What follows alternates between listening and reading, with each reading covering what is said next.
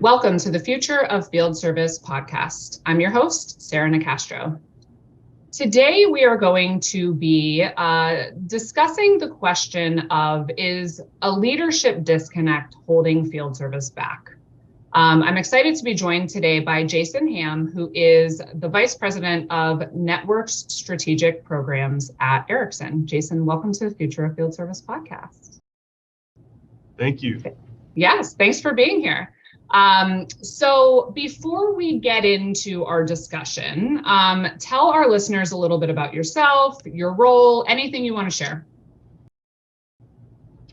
My role is strategic programs. What does that mean? It looks at, I'm looking at 5 to 10 year time horizon, thinking about what will be trends and themes and what could be, which is slightly different, trying to think about opportunities to say, how do we need to transform or continually adapt to continue thriving 5 years, 10 years out, that time horizon, working back with the organization.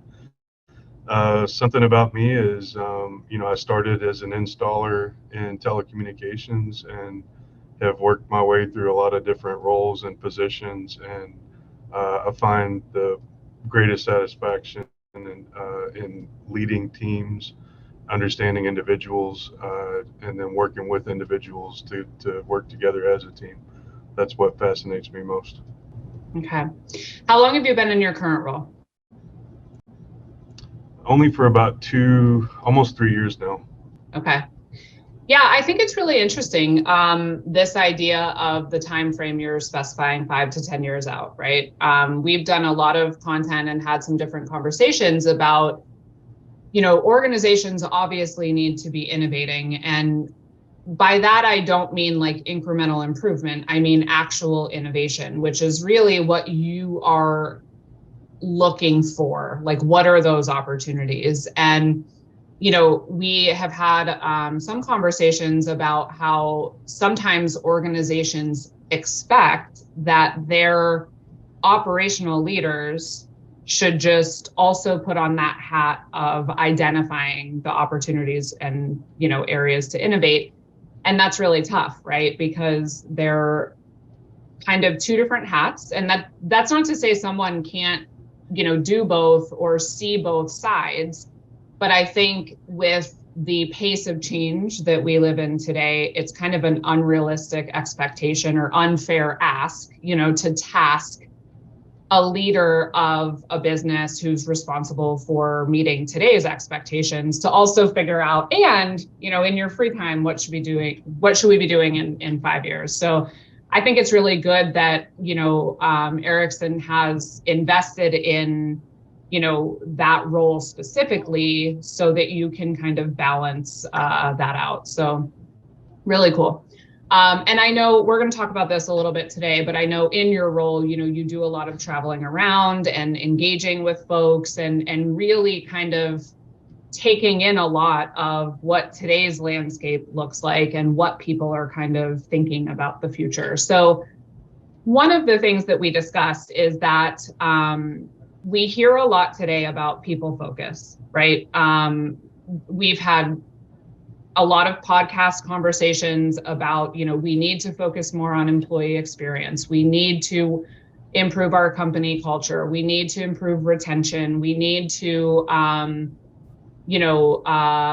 lead better through change, et cetera. So there's this acknowledgement that it's important. And I think you said really well that you feel most leaders have really good intentions, but there's this disconnect between those intentions and then what action is being taken to really, treat people differently or change that experience.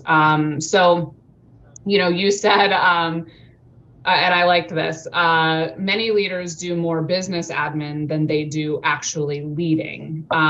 They're more comfortable talking about balance sheets than organizational psychology. And I think that's a really good way to put it. So talk a little bit about, what you've observed and how, and then, what do we need to do to close that gap between the intention and the reality? Yeah, good.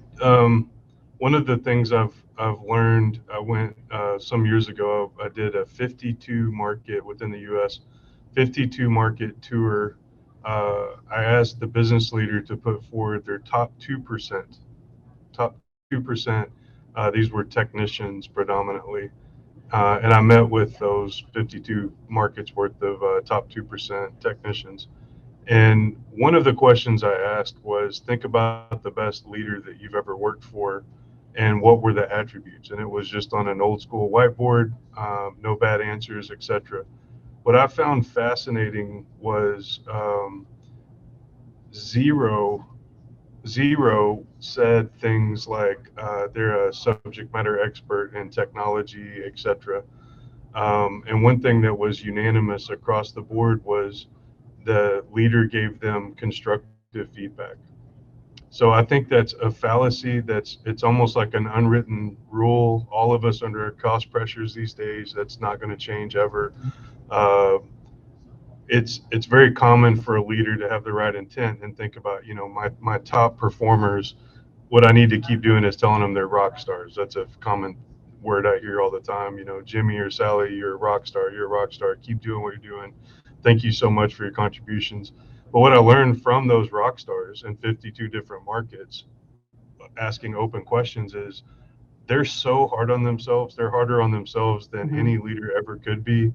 They feel dismissed if they're not given some, yeah, but coach or leader, what can I do better? Even if you think about Mm-hmm. professional athletes, even that are the best in the game, they're constantly looking for coaching and advice on how they can be even better. So I think that's one fallacy maybe for leaders to consider. Another thing I would say is, I think it's the vernacular. When you say things like psychology and philosophy, it just feels like it doesn't fit in a business context. Mm-hmm.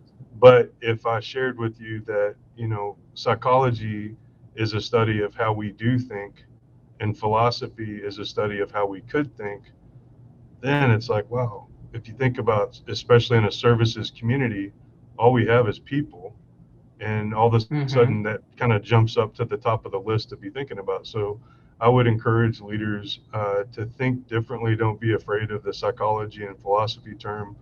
Think about what's most important for you to focus on. Your subject matter expertise as a leader is leading, coaching, and developing, and that requires you to really understand people as individuals, how they think, how they're motivated, how they're Mm-hmm. demotivated, etc. So those are a couple observations I've learned over the Yeah. years.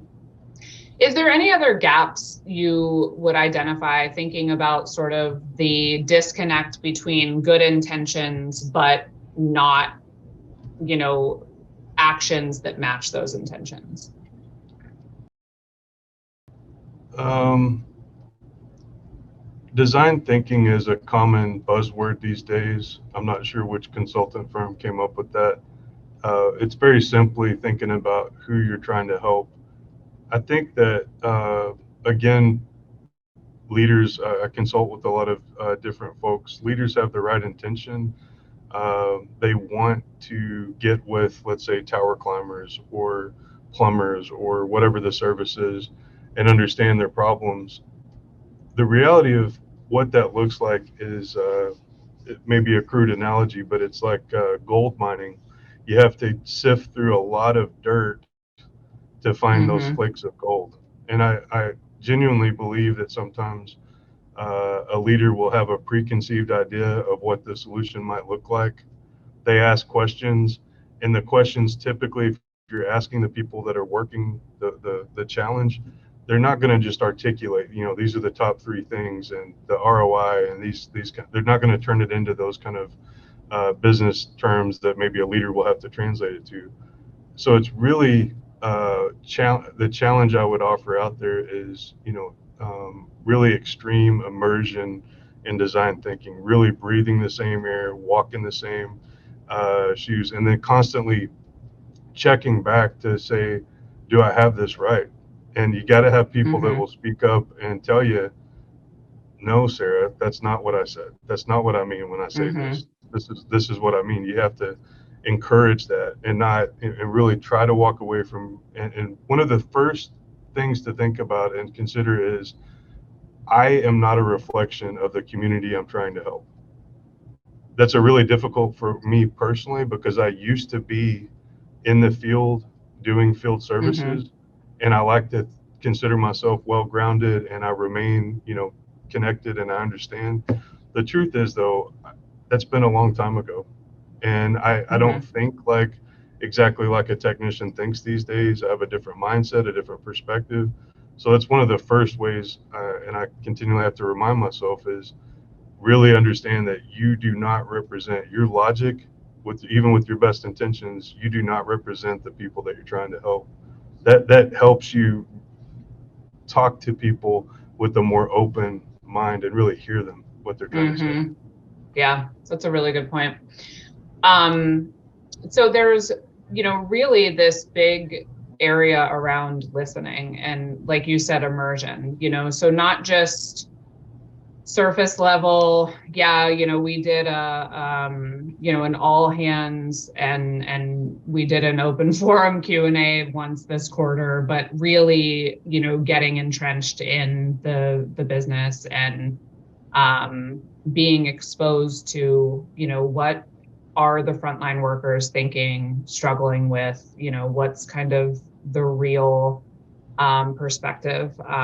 Okay, I like that. So one of the other areas we talked about where there's maybe some disconnect and some opportunity to really evolve is around learning and development.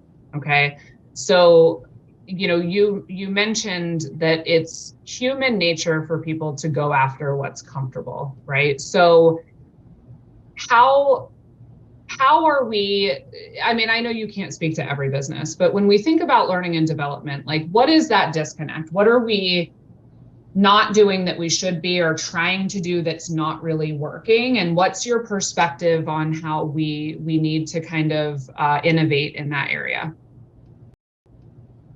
Yep. I'll tell you a quick way I learned something in that I've traveled on this topic. I've traveled all over the world as far as Australia, asking people from all different industries. Field services was the common connection. And one question I've asked the audiences all across the U.S., other countries, including Australia, is think about the best technician that you've ever worked with.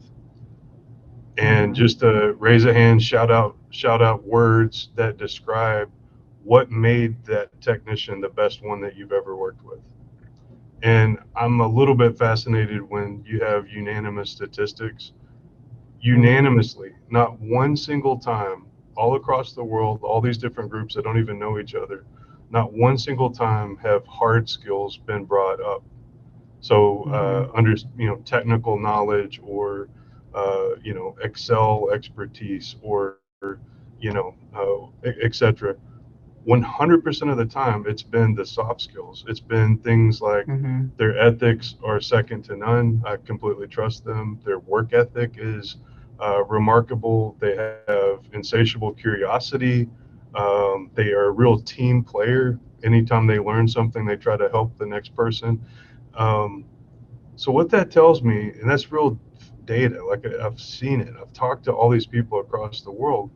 What that says is the most important thing as we think about, developing our people, it is the soft stuff. So that doesn't say that whatever AI and ML and machine learning and all these different cool things, those are really important for certain groups to know in certain aspects, or maybe if it's in a plumbing to really have that technical knowledge. I'm not discounting that. What I'm saying is what I've learned is the most important thing is uh, finding the right talent and developing that talent further. You're going to get way more ROI, if you want to call it that, by investing in people's soft skills. So when you look at your L&D, critical path learning, etc., if you find trade specific hard skill at the top and perhaps missing or way down the priority list, things that are behavioral, check that. Think about that. Is that really the right thing to do? And then the second part of your question is like, well, what do we do about it? What are, without freaking people out, there are a lot of behavioral personality tests. You can have semi-guided, basically you just take something online, you have a professional come in, they're not going to use a bunch of psychology terminology or whatever. What I've found is people absolutely are fascinated with those readouts because it's not a Mm-hmm. Sarah's better than Jason kind of discussion. It's like it's a spectrum of these behavioral areas to say here's how Sarah is and where Jason is, and here's how they might complement each other in these kind of scenarios. This is the times. These are the kind of areas where Jason would go to Sarah and lean on her for help. These are the kinds of things that cause tension between people like Sarah and Jason, etc. Mm-hmm. People are absolutely thrilled by that, and it also takes a lot of the emotion out of the day-to-day business where maybe I'm an extrovert and you're an introvert, for example. That's a pain point, and you just think, I wish Jason would go away. He's annoying me. He's super extroverted. After having that discussion together as a team, taking your team through that, you can point to that study, you can point to that readout and just go, Jason, you're being a little bit of extrovert or whatever. You can take some of that um, emotion out of the business, and it really helps with teamwork, camaraderie. I would say that's Mm-hmm. just an easy example. Mm-hmm. Yeah. So I do think that that response you got is interesting. I also would say, it's in line with what I've heard over, a lot of conversations, right? Which is, you know, there are aspects from a soft skills perspective that certainly are trainable, right? There's also aspects that sometimes are innate that are hard to teach. Whereas those technical skills, I think there's a general agreement that they can be taught, right? And so, how do we kind of shift from always looking for experience, certification, these technical things, versus figuring out what some of those traits are that are common among our top talent, and then figuring out how do we find more of that, right? I think what's also interesting though is, how, if you think about, going back to, I know some people don't like to talk about psychology, maybe like you said, but I do. And I think when you go back to people that have that, you said insatiable curiosity, people that, have that drive and that sense of ownership, et cetera, how they need strong leadership to feel connected and engaged and to want to stay, right? So in an environment where, for instance, they log on to the learning and development platform and it's all just these super technical process-based things, and they're not feeling that there's an outlet for some of those traits, they might not feel they have the opportunity to really utilize them in the environment where they are. So that's where it's, there's different connection points back to what is the philosophy of the leaders in the organization around people and managing those relationships and offering them, training and development, career paths, et cetera. How are we giving people that have that drive the outlet to use it, right? What are your thoughts on that? Yeah, I'll give you an example of one solution I've used several times, and I'm sure there are many competitors that do the same. But it gets back to approximately 20 behavioral attributes. And what's really cool, if you just go into an organization, let's say an organization says, hey, I really want to focus on these 5 roles. These 5 roles represent 80, 90% of my employee base. What you can do is, even if it's subjective, have the leadership team say, what are your top 2% or 5%, whatever, the top 5% of your whatever technician role, let's call it. What you can do is have them take this personality assessment and it groups. So we all know, hopefully we can agree these are the top 2% or 5%. this is what the profile looks like, and it's a 1 to 10 Mhm. spectrum. 10's not better than 1, etc. And what you see with that is, as you look for future candidates for these roles, if you see a tight, let's say it's a 7-8 is the spread of the top 2 or 5%, what that means is anything outside of that 7 or 8 is a stress point. Doesn't mean that someone that's lower than 7 or higher than 8 can't do it, but it does mean that if they really, the more they stray from that on that particular behavioral attribute, it's going to be a stress point. So if you think about sales and Mhm. extrovert, if you're a straight up 1 on the introvert scale, and you're in cold call sales or door to door sales, that's a great example of that's going to be really stressful for that individual. Doesn't mean that that individual can't do it, etc. And then you're really looking, that's, to me, that's really no different than if you want Cisco certification or a certain electrical license. Those hard skill things, we look at that all the time. We look at that on resume, we ask those Mhm. questions in interviews.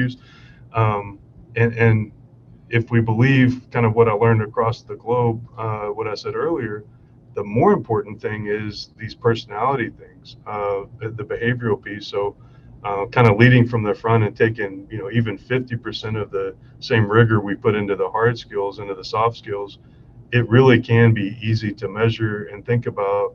And it's also blind. A lot of companies, thankfully, are starting to really think about their diversity, inclusion, uh, unconscious bias, things like that. What behavioral assessment is, it doesn't care what Mhm. gender or color, et cetera, that you are. This is the truth about that person. And then you can make decisions based on what works from a personality perspective. So it kind of can help Mhm. depending on how you use it in those areas as well. Yeah, that makes sense. So going back to the point about, from a leadership perspective, intent versus what action looks like today. Um, you know, we talked about like some people are more comfortable talking about balance sheets than they are organizational psychology. Now, obviously, balance sheets are important, right? So no one's saying to ignore that. But how do we I guess, upskill or help our leaders be more comfortable with these conversations, these topics, and really, help them to take appropriate actions that match that intent? Yeah, depending on your setup, if you have the luxury of having some training budget for leaders, what I would say is look for, I think it's most important that you do something together as a leadership team, as opposed to if you have 12 leaders, each one going for themselves. What's really ideal and has a profound ripple effect is to take them all through the same thing together. They'll have the same vernacular, etc. Then they start leading from the front and then cascade it into the organization. That's the most powerful approach. I would just suggest not a certain name or company, but what I would suggest is find something that's not focused on business administration, rather Mm-hmm. focused on how to understand people, how to motivate people, how to have difficult conversations with people. When you look at the curricula or the syllabus, those are the kind of things you're looking for, not the kind of business administration piece. That's quite different. If you can't get that training, there are so many, depending on how you like. There's books on Audible. There's YouTube free videos of some fantastic different podcasts, etc., that you can get these sound bites and books that you can read, for very inexpensive, to even free. You can really educate yourself, and it's a grind. What I would say is it's uncomfortable, and Mm-hmm. it's just like any habit, whether it's trying to go to the gym and you haven't been going to the gym, it's a grind. You have to commit yourself to it. And what I suggest to leaders that are really serious about it, find 4 hours a week and treat that 4 hours like a religion. That during those 4 hours, Mm-hmm. it's you're gonna block off all communication unless it's an absolute real emergency. And for those 4 hours, you're gonna work on yourself in these specific Mm-hmm. areas. And that may look different to you and me and someone else. So I think that's the part. Just get into the grind 4 hours a week or whatever you can afford to give, and then all of a sudden you'll look up 6 months later and it's become natural, it's become part of your day-to-day routine, and then B, you've grown, you've learned, and you're thinking it's more front of mind than way back here, so therefore you'll be more comfortable in those conversations, and all of a sudden you'll find yourself when you're conversing with your employees or your managers of employees, etc., you'll have these thoughts come out because that's what's relevant on your mind. You're reading about it, you're consuming podcasts, etc. These are on the front of your mind now, so therefore it's going to be on your employees and managers, etc. So it's just a grind you got to set up and go after. Yeah, I think that's an important point. Is some portion of that disconnect between intent and action is really comes back to default to comfort level. If you don't make it mandatory, if you don't put parameters around it, you're just going to get sucked back into what you know or what the demands are of the day, the week, etc. And the same goes for employees, right? Like going back to the learning and development. I mean, if they log on and the technical courses are mandatory and they're at the top, then they'll do them and move on. If the soft skills stuff is at the bottom and optional, you're not doing anything as an organization to really gently force some of that change. So I think it's a good point of, making it as mandatory as possible, making it measurable, and, making that commitment. And for a company that really wants to evolve, to some degree, doing that by, subset of leaders, right? And like you said, trickle down. I'm not going to ask you to name like your top or anything, because I don't want to put you on the spot in terms of like what's the best, but just to share some of your, personal sources. Like, is there anything that comes to mind when you think of good books you've read, Audible, podcasts, et cetera? Like anything you would name for folks to check out? Yes, including a company is okay. Sure. There's a company out of Florida called Adept, ADEPT. And I've worked with them over a lot of different years, different companies, totally different groups, and I find their approach to be the best I've ever worked with. It's highly immersive, and it's a long term. Typically, your shortest term is 6 months. So as a leadership team, whoever goes through it together for 6 months, every 2 weeks. You have a session. I think that's a really powerful approach because it's way better than, let's say, other things, even if it's the same content, to go for a week. You get kind of immersed for a week, but then you go back and it's so easy to fall back into your BAU. Books, I did read the mindset recently. I do find that to be very powerful because if you think about, it's the first book I believe that's been written on just the mindset, as I understand it. I think that might be one of the most important pieces of, if you think about character, who a person is, etc. Another thing I would say, just that's very practical. You were talking about, mandatory training and things. I agree with that. Whatever you focus on, I had one of my mentors said one time, leadership focus is like fish food to fish. Wherever you focus, the fish will come. And that's absolutely true. So if you're in, most people probably they're listening to your podcast are leaders of leaders, and if in your staff meeting, ops meeting, whatever you call your meetings, your cadence, if you're talking about the finances and all these things, if you're not talking about leading, coaching, and developing, if you're not spending at least 5 minutes of that time every single time you talk on these soft skills and all that, you cannot expect the organization to adopt and make some of these pivots. So that's one really free, it's a free thing to do, is just talk about it. And even if it's clunky at first and awkward, for that 5 minutes each meeting that you're having every week, that's okay. You got to start wobbly Mm-hmm. legs and kind of clunky at first, and then all of a sudden it will become more advanced, and people read and become more informed and educated and comfortable thinking about it. So that's an easy, free way to do it as well. Yeah, that's good. So we said at the beginning, your role is really to look 5, 10 years out and think about,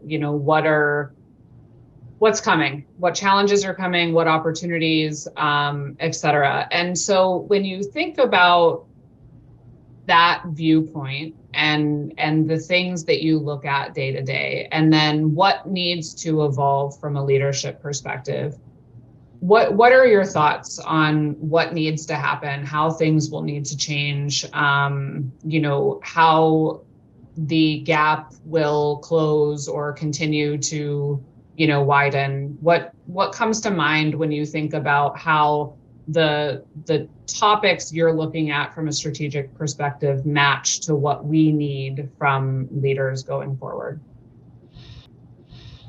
Yeah, I think if you think about the pyramid, it's going to turn upside down. We're going to move toward some people call it the gig economy, where it's transaction based. And what does that really mean? That really means that the human doing the work, the human that has the knowledge, skill, and ability that's performing the given task and work is in control. And it's not any longer a matter of you work for me at my company as a W 2, and therefore you just go do what I say. Those days will evaporate.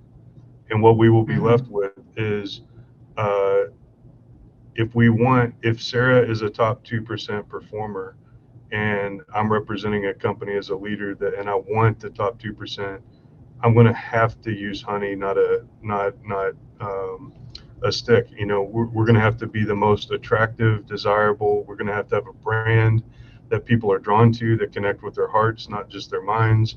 And we're going to have to do the work. We're going to have to be the most attractive to people that have the knowledge, skill, ability, the top talent. It's not going to be we'll pay you a little bit more and demand you to do crazy things or whatever. So we're going to have to fundamentally change. Some people are kind of further ahead on that spectrum than others, but this whole, 1980s type of leadership where you just kind of put your fist down on the desk and demand of your employees, those people are the dinosaurs of leadership, and either they need Mm-hmm. to change completely or they will be obsolete. That's what's happening, Mm-hmm. and I see some companies. I think Ericsson's at the front of that for sure, leading by example. And I see other companies, and sometimes it's the smaller field services companies that they're looking at 3-ring binders instead of using technology, and also their leadership style is very much 1980s fist on the desk Mm-hmm. kind of thing.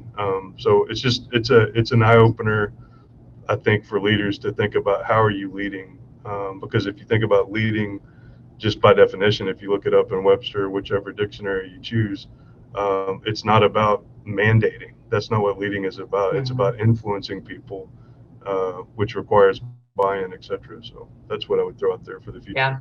Yeah. I think it's very well put. And I could not agree more. So thank you for that, Jason. Thank you for your insights. I really appreciate you joining me and sharing your perspective today. So thanks for being here. Happy to. Thank you for having me. Absolutely.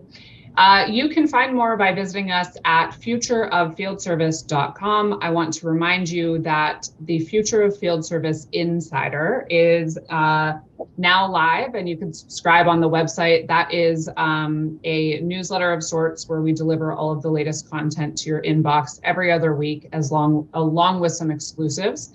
Registration is also open for the Future of Field Service 2023 live tour. So we will be in 6 countries, various dates throughout the year. So have a look and register for the location nearest you.